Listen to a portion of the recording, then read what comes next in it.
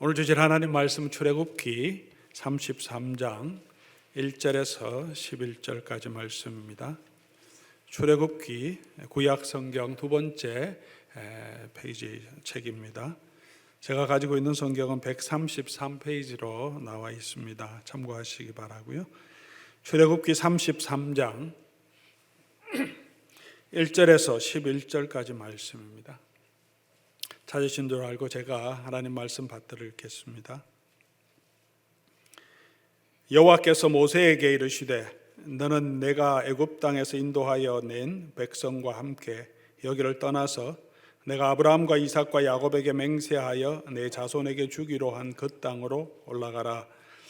내가 사자를 너보다 앞서 보내어 가나안 사람과 아모리 사람과 헷 사람과 브리스 사람과 히위 사람과 여부스 사람을 쫓아내고 너희를 적과 꿀이 흐르는 땅에 이르게 하려니와 나는 너희와 함께 올라가지 아니하리니 너희는 목이 곧은 백성인즉 내가 길에서 너희를 진멸할까 염려함이니라 하시니 백성이 이 준엄한 말씀을 듣고 슬퍼하여 한 사람도 자기의 몸을 단장하지 아니하니 여호와께서 모세에게 이르시기를 이스라엘 자손에게 이르라. 너희는 목이 곧은 백성인즉 내가 한순간이라도 너희 가운데에 이르면 너희를 진멸하리니 너희는 장신구를 떼어내라.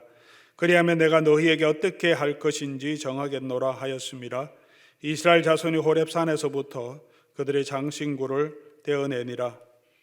모세가 항상 장막을 취하여 진 밖에 쳐서 진과 멀리 떠나게 하고 회막이라 이름하니 여호와를 앙모하는 자는 다 진 바깥 회막으로 나아가며 모세가 회막으로 나아갈 때에는 백성이 다 일어나 자기 장막 문에 서서 모세가 회막에 들어가기까지 바라보며 모세가 회막에 들어갈 때에 구름 기둥이 내려 회막 문에 서며 여호와께서 모세와 말씀하시니 모든 백성이 회막 문에 구름 기둥이 서 있는 것을 보고 다 일어나 각기 장막 문에 서서 예배하며 사람이 자기의 친구와 이야기함 같이 여호와께서는 모세와 대면하여 말씀하시며 모세는 진으로 돌아오나 눈의 아들 젊은 수종자 여호수아는 회막을 떠나지 아니하니라.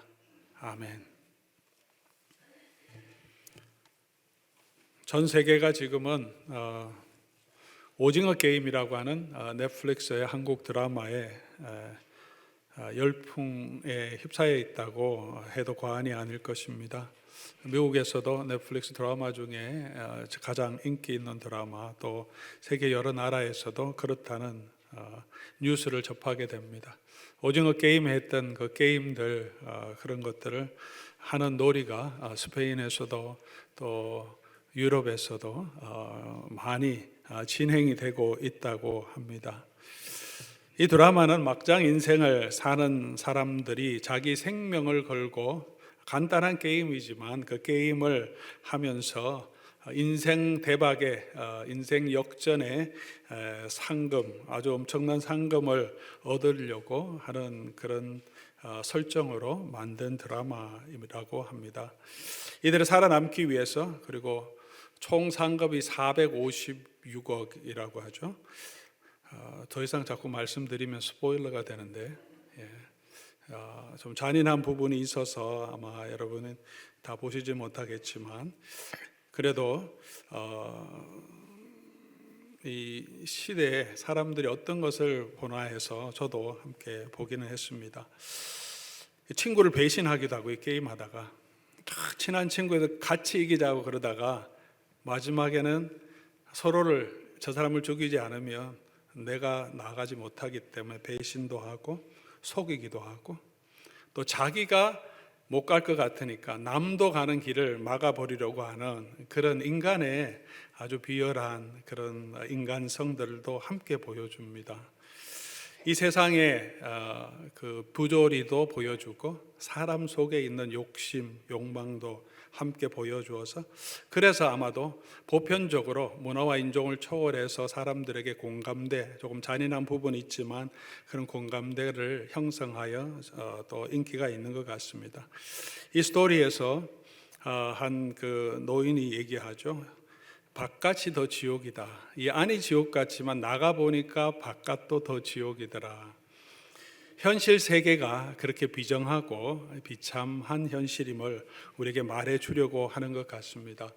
오늘 저와 여러분이 살고 있는 이 세상은 어떻습니까? 삶의 현장에서 우리는 아마도 이런 비정한 생존 경쟁을 하고 있지는 않습니까? 총으로 우리가 다른 사람을 죽이거나 그러지는 않지만 이 경쟁에서 도태되지 않기 위해서 때로는 우리도 양심을 팔 때도 있고 나의 신념을 포기할 때도 있고 다른 사람을 원하진 않았지만 그런 순간에 가면 배신할 때도 있습니다.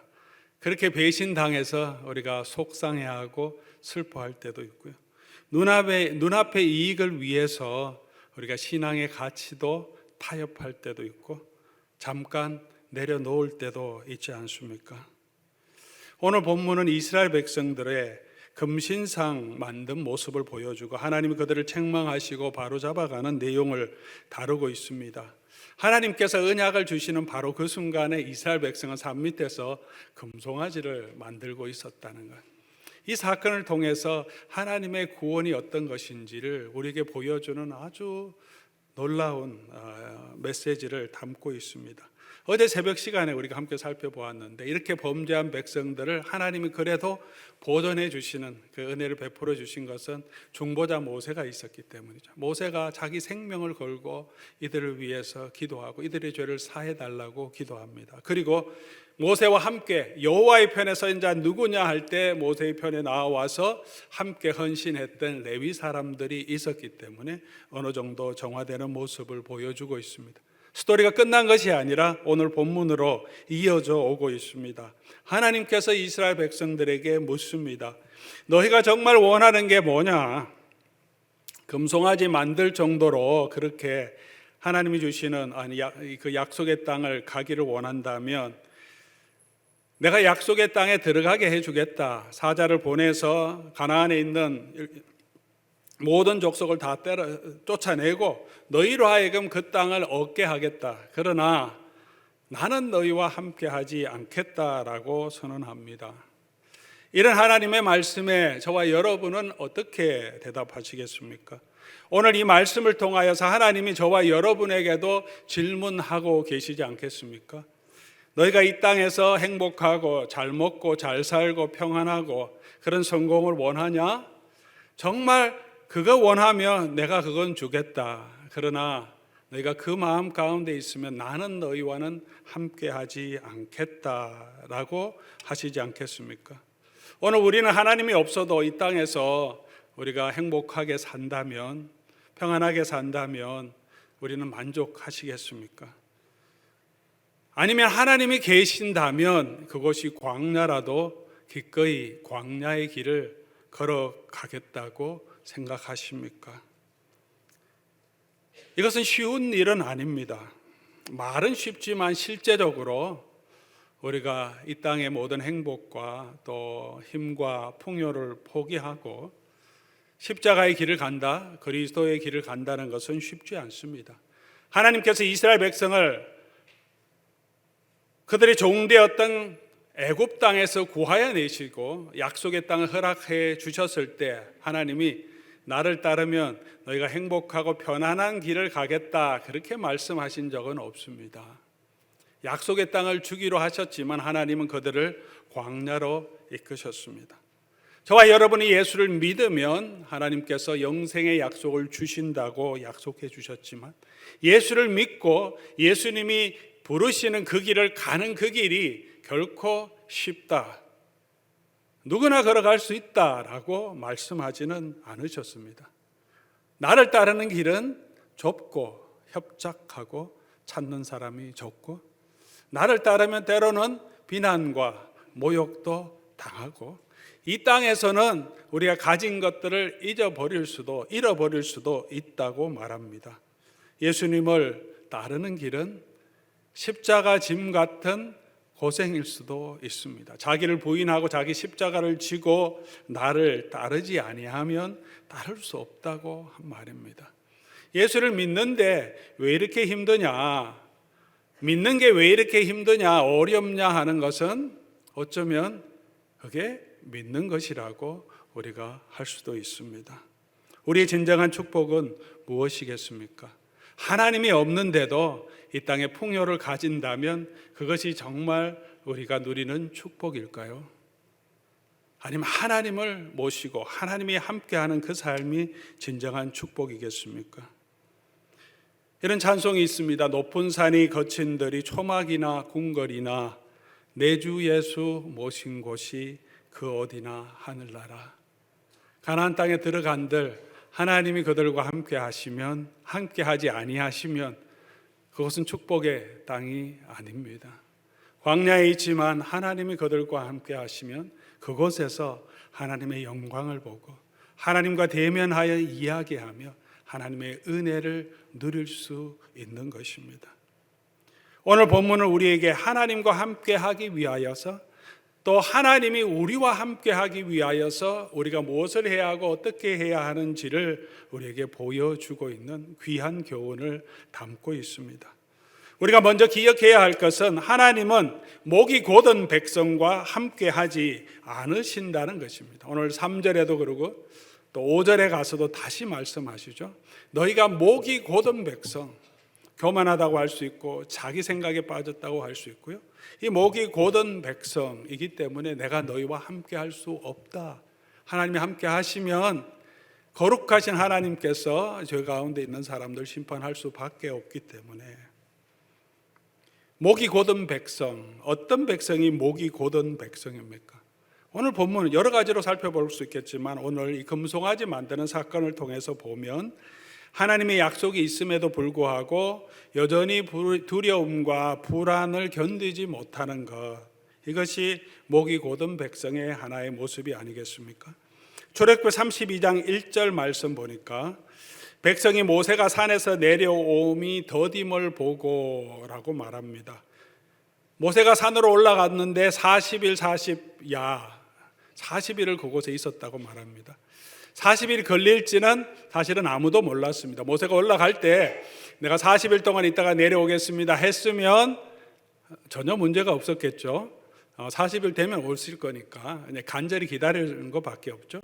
모세가 올라갈 때도 하나님께서 내가 40일 동안 너를 부르겠다고 말씀하지도 않았습니다. 성경 우리 내용을 쭉 보면 하나님 불러서 올라갔는데 40주야를 있었다라고만 이렇게 기록되어 있습니다. 그러니까 밑에 있는 이스라엘 백성들은 언제 내려올지 모르는 거죠. 하나님도 보이지 않으시고 그들이 가까이 할 수 없는 하나님의 영광 산 위에 있는데 그곳으로 올라간 모세는 죽었는지 살았는지도 모릅니다. 광야에서 한 사람이 아무것도 가지고 않았는데 산 위에 올라가서 얼마나 견딜 수 있겠습니까? 적어도 사나흘이면 내려올 것이라고 생각했을 텐데 1주일이 넘어도 2주일이 넘어도 안 내려오는 거죠. 아마 3주째 들어가서는 굉장히 이건 이제 모세 죽었나 보다, 못 내려오나 보다, 4주로 더 들어갔으면, 그죠? 그러면 그들의 마음의 불안과 걱정이 생겼을 수밖에 없습니다.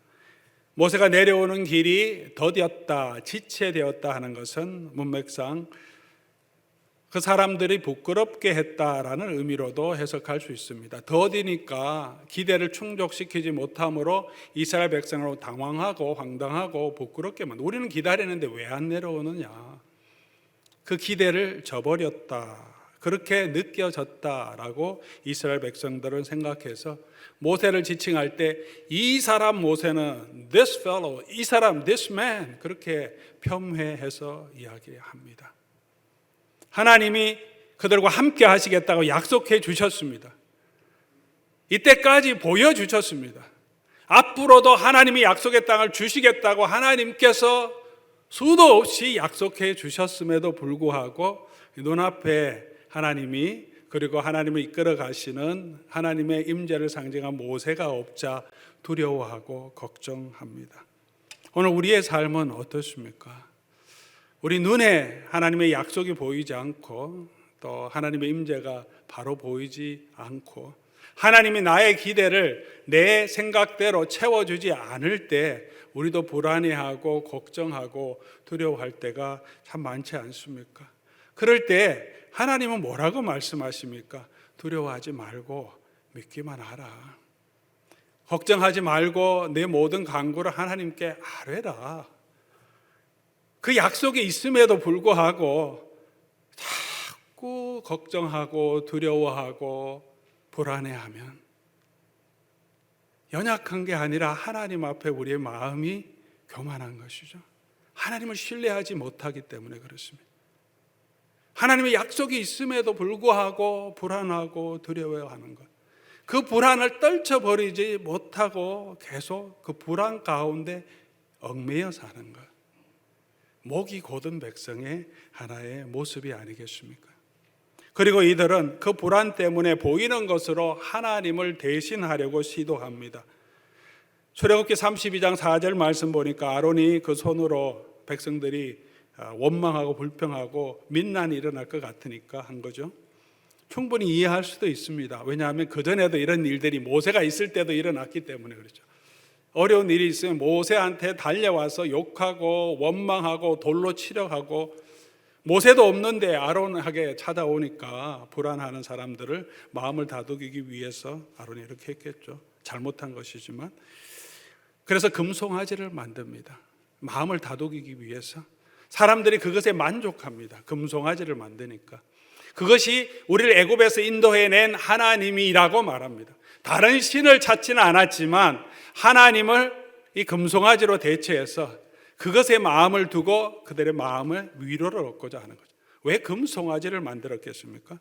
고대 근동에 금송아지 또 송아지로 만든 여러 신상이 있습니다. 애굽도 그렇고 메소포타미아 지역도 그렇고 문화적인 영향도 받았겠지만 이렇게 만드는 이유는 사람들의 경험과 사람들의 기대가 늘 반영되기 때문에 그렇습니다. 소는 사람들이 관리하는 가축 중에 가장 힘이 센 게 소입니다. 소는 사자보다 더 힘이 세고요. 1대1로 황소와 사자가 맞짱뜨면 사자가 어떻게 하지 못합니다. 소는 힘이 세고 또 소는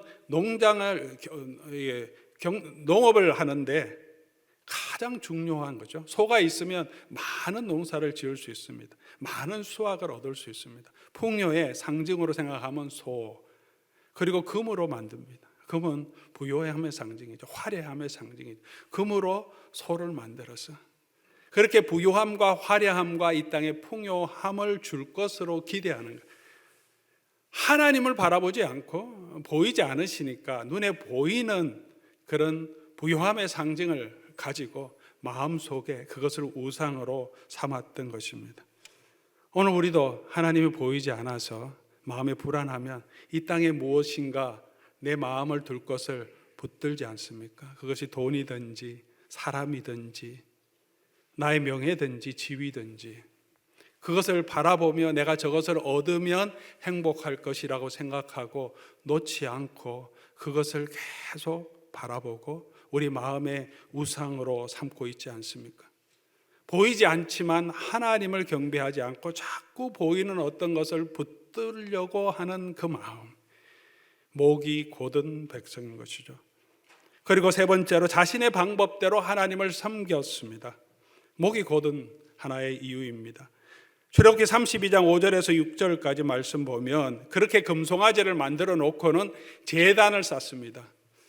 그리고 내일 여호와의 절일이라고 선포합니다. 하나님이 정하신 세 가지 절기도 아니고 안식일도 아니고 그냥 금송아지 만들고 내일이 절일이라고 자기 마음대로 절일을 선포하죠. 번제와 화목제를 드린대. 아침 일찍 일어나서 드립니다. 열정도 있습니다. 이 금송아지를 섬기는 데는 열정이 있습니다. 그리고 드리고는 백성이 앉아서 먹고 마시며 뛰돌더라.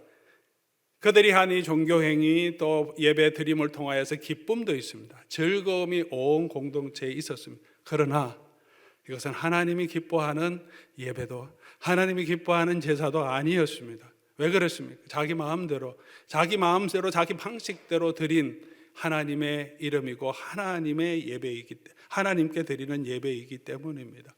오늘 우리도 종교 생활을 열심히 하고 예배를 드린다고 하는데 내 마음대로 내 고집대로 내가 방식대로 내가 원하는 것을 얻기 위해서 드린다면 하나님이 기뻐하는 예배가 되지 않는다는 것입니다. 오늘 우리의 예배는 어떻습니까? 우리는 어떤 것으로 예배하며 어떤 것으로 마음의 기쁨을 누립니까? 내 방식대로 하고 내가 즐거우면 은혜 받았다고 합니까? 아니면 불편하고 힘들어도 하나님의 방식대로 하고 하나님이 원하는 것을 찾고 하나님의 뜻대로 예배하고 섬기며 그 가운데서 하나님이 주시는 기쁨을 누리고 있습니까? 종교적으로 내가 신앙생활을 통해 만족하고 즐거움을 누린다고 해서 그것이 다가 아니고 우리 자신을 돌아보아야 하는 것이죠. 내 방식대로 하느냐?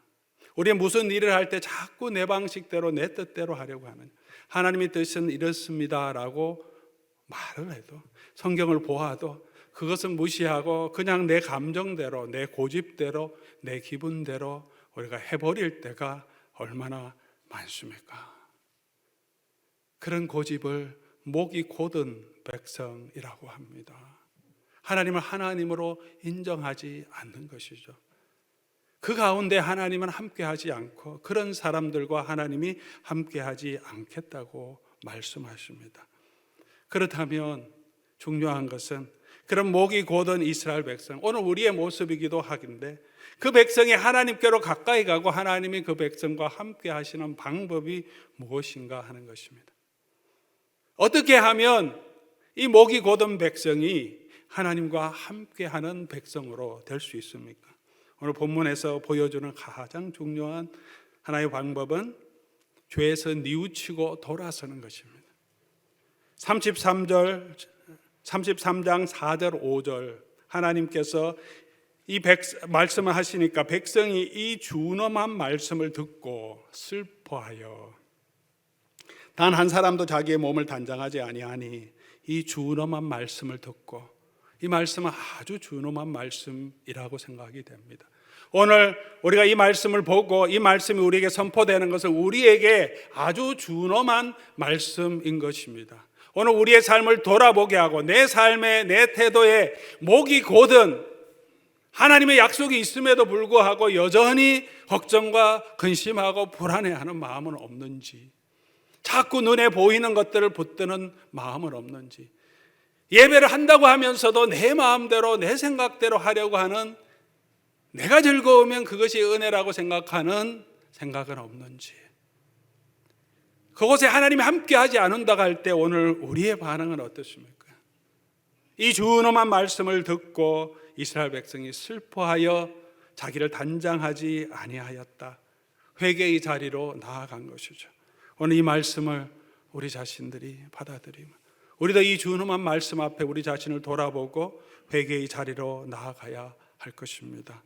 슬퍼하는 것만이 아니라 그들의 행동도 변화됩니다. 하나님께서 그들에게 장신구를 제거하라. 그러면 내가 한번 생각해 보겠다. 장신구는 어떤 장신구였겠습니까? 이스라엘 백성들이 이 광야에서 가지고 있었던 장신구는 어떤 장신구였겠습니까? 애굽에서 가져온 거겠죠. 애굽에서 했던 걸 수도 있고 출애굽할 때 그 주변 집 사람들에게 다 요구해서 가지고 온 것일 수도 있습니다.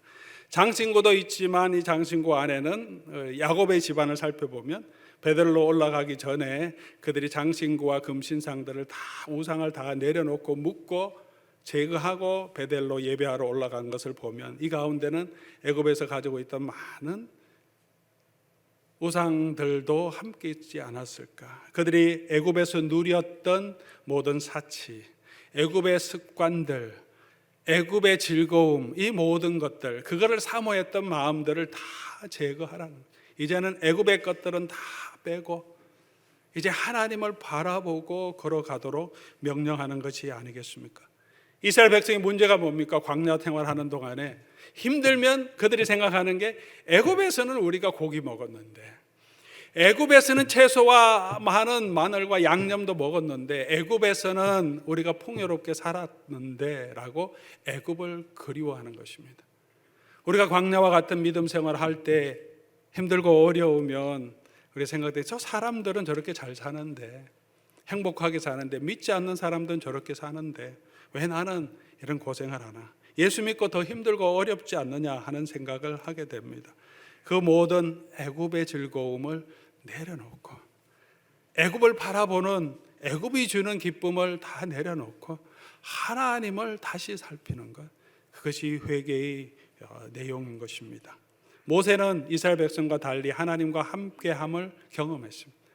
오늘 본문에도 하나님과 만났고 하나님이 친구처럼 말할 수 있었습니다. 왜 모세와 하나님이 함께 하십니까? 히브리서 11장 25절 26절 모세의 믿음을 이렇게 표현합니다. 모세는 하나님의 백성과 함께 고난당하기를 잠시 죄악의 낙을 누리는 것보다 더 좋아하고 그리스도와 함께 수모 받는 것을 애굽의 모든 보화보다 더 큰 재물로 여겼다. 모세는 이미 애굽의 모든 보화, 애굽이 주는 즐거움은 버렸습니다. 하나님과 함께 하는 것을 그의 즐거움으로 삼았기 때문에 그 사람에게는 하나님이 함께 하시고 그런 사람은 하나님과 동행하는 모습을 보여주고 있습니다. 저와 여러분도 함께 할 수 있습니다. 애굽의 것들을 버리고 하나님을 바라보면 가능합니다. 다시 우리가 돌이켜서 우리 장신구를 버리고 슬퍼하고 우리를 장식하고 화려하게 이 땅의 것들을 꿈꾸던 모든 것들을 내려놓고 우리 하나님을 바라보면 하나님의 은혜가 하나님이 저와 여러분과 함께 하실 것입니다. 회개함과 동시에 이스라엘 백성들이 해야 될 게 하나 오늘 본문을 통해서 보여줍니다. 회막으로 나가야 합니다. 7절 말씀이죠. 모세가 항상 장막을 취하여 진 밖에 쳐서 이때부터 원래 진 가운데 있어야 할 회막을 진을 멀리 떠나게 하고 이제 하나님을 앙망하는 자, 여호와를 앙망하는 자는 진을 떠나서 이 회막으로 나오게 합니다. 그곳에서 하나님을 만날 수 있습니다. 무슨 말입니까? 우리가 하나님을 만나기 위해서는 죄악이 있는 이 세상, 불순종하는 그 자리, 우리의 안전지대를 떠나서 하나님이 계신 곳으로, 하나님을 만나는 곳으로, 회막이 있는 곳으로 나가야 합니다. 회막이 어떤 곳입니까? 오늘 본문을 통해서 보면 그곳에는 하나님의 영광이 임합니다.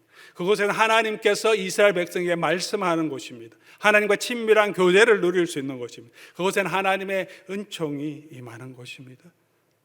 누가 나갈 수 있습니까? 모세와 여호수아만 가고 다른 사람은 접근하지 말라고 하지 않았습니다. 시내산에는 접근하지 말라고 그랬지만 이 회막에는 여호와를 앙망하는 자는 다 나갈 수 있다고 했습니다. 그러나 슬프게도 아직 이스라엘 백성들은 모세가 들어가는 것을 보고 나오는 것을 보지만 그 위에 하나님의 영광이 임하는 것을 멀리서 장막에 서서 봅니다. 그들도 장막을 떠나서 여호와를 앙망하는 마음으로 가면 하나님을 만날 수 있습니다. 하나님을 만난 사람이 있습니다. 모세고 그리고 그것을 떠나지 않고 그곳에 있었던 젊은 종도 있었습니다. 여호수아였습니다. 누구든지 여호와를 앙망하는 자는 회막으로 나아가서 여호와를 만날 수 있습니다. 저와 여러분은 어떤 삶을 살고 있습니까? 남들이 받는 은혜를 구경하고 멀리 서서 바라만 보고 있습니까? 아니면 하나님을 사모함으로 하나님 앞에 나아가서 하나님과 친밀하게 교제하고 하나님의 영광을 경험하는 그런 은혜를 누리고 있습니까? 오늘 우리가 나아가야 할 마지막 대주입니다. 회막은 무엇입니까? 우리에게는 무슨 회막이 있습니까? 우리가 가지고 있는 회막은 어디입니까? 간단하게 말하면 예수님께로 나아가는 것입니다. 십자가의 은혜로 나아가는 것입니다. 히브리서 13장 12절 13절은 바로 오늘 이 회막을 모세가 진 밖에 친 이 내용을 예수 그리스도의 십자가와 연결하며 해석합니다. 그러므로 예수도 자기 피로서 백성을 거룩하게 하려고 성문 밖에서 고난을 당하셨다. 예수님의 십자가 고난을 말하죠. 예수님의 십자가 막혔던 갈보리산은 성문 밖에 있습니다. 예루살렘 성 북동쪽 밖에 있습니다. 그곳에서 돌아가셨습니다. 근데 그것을 이 히브리서 저자는 이 금송아지 만들고 그 다음에 회막을 바깥에 친 것과 연결하면서 그래서 예수를 만나기 위해서 우리가 어떻게 해야 되느냐, 하나님의 은혜를 누리기 위해서 우리도 그의 치욕을 짊어지고 영문 밖으로, 영문이라는 것은 진 밖, 동일한 단어입니다. 영문 밖으로 그에게 나아가자. 이스라엘 백성들이 죄악의 도성, 죄에 있는 그 이스라엘 백성들의 진을 나가서 밖으로 회막으로 가야 하나님을 만나듯이 동일하게 예루살렘이라고 하는 이스라엘 공동체의 범죄 그곳으로부터 그 안전지대로부터 떠나서 예수님이 계신 십자가 언덕으로 가면 그곳에서 하나님의 영광을 만날 수 있습니다. 그리스도께로 갈 때 그리스도께서 찢어진 그 육체의 보혈의 은혜 가운데 우리가 하늘로 향하는 새롭고 산 길이 열렸다고 성경은 우리에게 말해주고 있습니다. 오늘 우리가 가야 할 길은 십자가의 은혜로 가는 길입니다. 우리가 아무리 부족하더라도 주 예수 그리스도의 보혈의 은혜로 씻지 못할 죄는 없습니다. 우리가 아무리 비천하더라도 예수 그리스도께서 가지고 계신 그 부여로 우리를 채워주셔서 이 땅에서 가장 부유한 자로 하나님의 상속자로 삼아주는 그곳으로, 그 은혜의 자리로 나아가야 합니다. 그 은혜가 선포되는 곳이 어디 있습니까? 오늘 이 시대에, 우리 신약 시대에 하나님의 십자가의 은혜를 만나는 곳이 어디에 있습니까? 그것이 바로 예배의 자리인 것입니다. 예배가 왜 중요하냐? 이곳에서 하나님의 은혜와 하나님의 영광을 만나기 때문에 그렇습니다. 십자가의 은혜가 선포되는 것입니다. 그래서 예배 가운데는 십자가의 은혜가 선포되어야 하고 하나님의 영광이 선포되어야 하고 우리가 그 하나님의 영광을 사모하는 마음으로 나아와야 합니다. 이곳에서 하나님의 영광을 경험할 수 있습니다. 모세는 회막에 들어갔지만 하나님의 영광을 얼굴을 눈으로 보지 못했지만 오늘 저와 여러분 예수 그리스도 안에 있는 하나님의 영광을 보게 되었다. 모세가 보지 못했던 그 영광을 오늘 지금 그리스도를 통해서 저와 여러분은 보았습니다. 그 구원을 보았고 그 능력을 보았고 그리스도의 은혜를 알고 있습니다. 그 은혜가 선포되는 곳으로 우리가 나와야 합니다. 우리 안전지대, 우리의 편안함, 우리 죄의 습관이 있는 그 자리에서 일어나서 하나님이 계신 곳으로 은혜가 선포되는 곳으로 나와야 합니다. 이곳에서 하나님의 은혜를 체험해야 합니다. 공적인 예배뿐만이 아니라 개인적인 삶에 있어서도 하나님의 은혜를 만나는 자리가 있어야 합니다. 일상의 삶 가운데 늘 하나님이 함께 하시지만 내 마음을 드리고 하나님께 집중하고 하나님 말씀을 듣고 기도하는 나의 경건의 자리가 있어야 합니다. 또한 우리 마음에 그리스도의 은혜로 채우는 것, 회막으로 나아가는 것은 우리 마음에 그리스도의 은혜로 채우는 것입니다. 에베소서 3장 16절 17절 말씀 보면 이 바울 사도가 에베소 성도를 향한 에베소서에 나온 두 번째 기도인데요. 어떻게 기도하냐 하면 그 영광의 풍성함을 따라 그의 성령으로 말미암아 우리 속 사람을 위해 기도하며 속에 성령으로 능력으로 강건하게 되고 우리 마음에 뭐가 있어요? 그리스도가 계시게, 그리스도가 너희 마음에 계시게 하옵소서. 예배의 자리로 나아가고 공적인 예배든 사적인 예배든 예배의 자리로 나아가지만 우리의 마음에 그리스도가 충만하게 임해야 합니다. 이 예배의 자리에 그냥 몸만 나와 있는 것이 아니라 오늘 이 예배의 자리를 통하여서 우리가 하나님의 영광이 우리의 마음에, 그리스도의 십자가의 은혜가 우리의 마음에 거하도록 우리가 기도해야 합니다. 우리는 이미 성령을 받았어요. 성령이 우리 가운데 거하십니다. 그런데 왜 사도 바울이 성도를 향하여서 그리스도가 너희 마음에 계시기를 기도합니까? 분명히 사도 바울은 우리가 그리스도의 영을 받은 자라고 이해하고 있는데요, 이 말씀은 그리스도의 성령을 받았지만 그 그리스도가 우리 마음에 풍성하게 충만하게 은혜가 충만하게 거하도록 기도하라는 거죠. 그렇게 간구하는 것입니다. 우리 삶을 돌아보십시오. 성도의 삶을 돌아보십시오. 같은 환경에 있지만 하나님의 은혜로 충만한 사람이 있어요. 삶이 힘든데도 그리스도의 은혜 가운데 가는 사람이 있습니다. 그런데 하나님의 은혜가 메말른 사람도 있습니다. 그리스도를 믿지 않는 사람은 아는데 정말 메말라서 예배도 재미없고 나와도 성경 말씀을 읽어도 그 은혜를 알지 못할 때도 있습니다. 개인적으로 우리도 그렇죠. 어떤 때는 삶의 고난 가운데서도 하나님이 그때 주시는 그 은혜로 충만할 때, 그리스도의 은혜로 충만할 때가 있고, 어떤 때는 삶이 편하고 문제 아무것도 없어도 우리 영혼은 점점 메말라갈 때도 있다는 거죠. 그래서 기도해야 합니다. 그리스도의 영이 예배의 자리로 나오지만 그리스도가 우리 마음에 풍성하게 거하더라. 그리스도께서 우리 마음에 풍성하게 거할 수 있는 방법이 뭐냐? 하나님의 말씀이 우리 가운데, 생명의 말씀이 우리 마음 가운데 풍성하게 거할 때입니다. 오늘 모세는 하나님을 만나고 하나님은 친구처럼 얘기하고 그 말씀을 들을 때 모세 가운데 하나님의 은혜가 풍성하게 가는 것처럼 우리 마음 가운데도 오늘 말씀을 듣고 말씀을 사모하고 말씀 묵상하며 주의 말씀이 주야로 묵상하고 송이꼴보다 달게 그 말씀이 우리 속에 있을 때 그렇게 되는 것이 자연스럽게 되는 것은 아니죠. 노력해야 되고요. 시간을 투자해야 되고 묵상하며 하나님께 나아가며 그런 과정을 통해서 그리스도의 은혜가 우리 가움 가운데 풍성하게 거하게 될 줄 믿습니다. 사랑하는 성도 여러분, 그런 은혜가 그 말씀이 십자가의 은혜가 여러분 삶에 풍성하여서 광야와 같은 이 삶을 살지라도 하나님과 동행하며 하나님이 우리와 함께 하시는 하나님의 영광을 경험하는 저와 여러분 되기를 바랍니다. 이 회막과 함께 하시는 하나님의 영광이 인도하는 대로 이스라엘 백성들은 그렇게 그 광야의 길을 이겨갔습니다. 예배를 통하여 성찬을 통하여 기도와 성도의 교제를 통하여서 그리스도의 은혜가 우리 마음 가운데 임하며 하나님의 함께 하심을 경험하는 저와 여러분 될 수 있기를 바랍니다. 그렇게 하기 위해서 마지막으로 우리가 그리스도와 함께 하기 위해서는 십자가의 길을 따라야 합니다. 누구든지 나를 따르려거든 자기를 부인하고 자기 십자가를 지고 나를 따르라. 히브리서 13장에도 영문 밖으로 그에게 가자고 할 때 그의 치욕을 짊어지고 예수님이 당하신 그 십자가의 치욕, 그 섬김과 그 사랑의 마음을 가지고 그리스도께로 가자고 하십니다.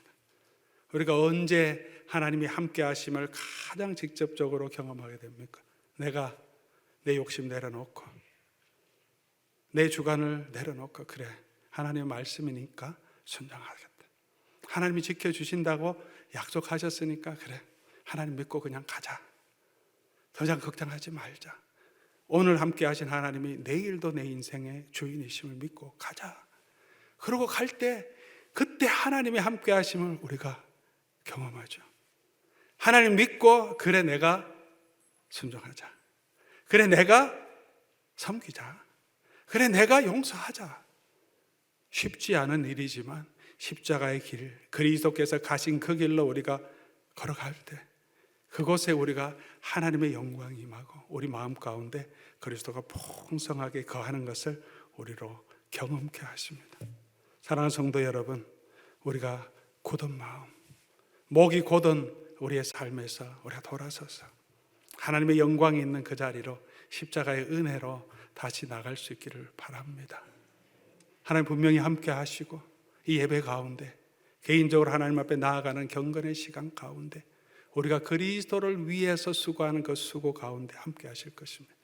이 땅의 것들, 이 땅이 주는 즐거움에 휘둘리지 말고 약속하신 하나님 바라보고 십자가의 은혜 가운데 걸어가는 저와 여러분 될 수 있기를 주의 이름으로 간절히 소원합니다. 그렇게 하기 위해서 다시 우리에게 필요한 것은 십자가의 은혜입니다. 그 은혜를 간구하며 오늘 찬송 함께 드리고 우리 하나님 앞에 한번 기도하는 시간 가지기를 원합니다. 날 대신하여 지신 십자가로 은혜 구하며 나갑니다. 오늘 다시